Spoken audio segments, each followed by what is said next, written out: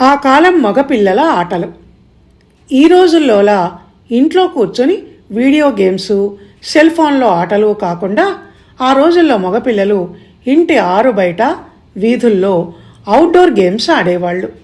ఉరుకులు పెడుతూ, అరుపులు కేకలు వేస్తూ ఉల్లాసంగా ఉత్సాహంగా ఆడే ఆ ఆటల్లో శరీరానికి మనసుకు కూడా మంచి వ్యాయామం లభించి ఒంట్లో చురుకుదనం, శక్తి వచ్చి చేరేవి.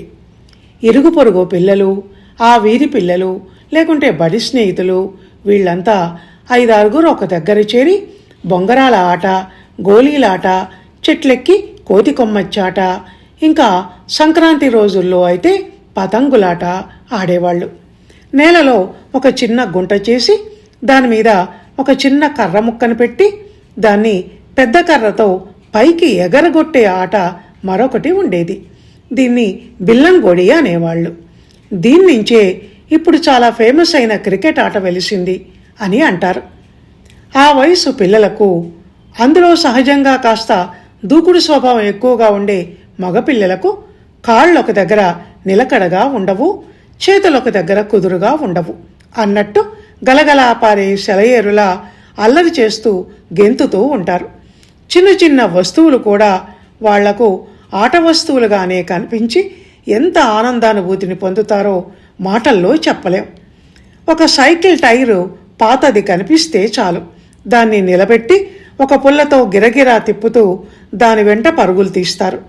తొలకరి వానలు పడుతున్నాయంటే కాగితం పడవలు చేసి పిల్లకాలువల్లో వదులుతూ అది నీళ్ల మీద తేలుతూ వేగంగా వాలువైపు వెళ్తుంటే నవ్వుతూ చప్పట్లు చరుస్తారు.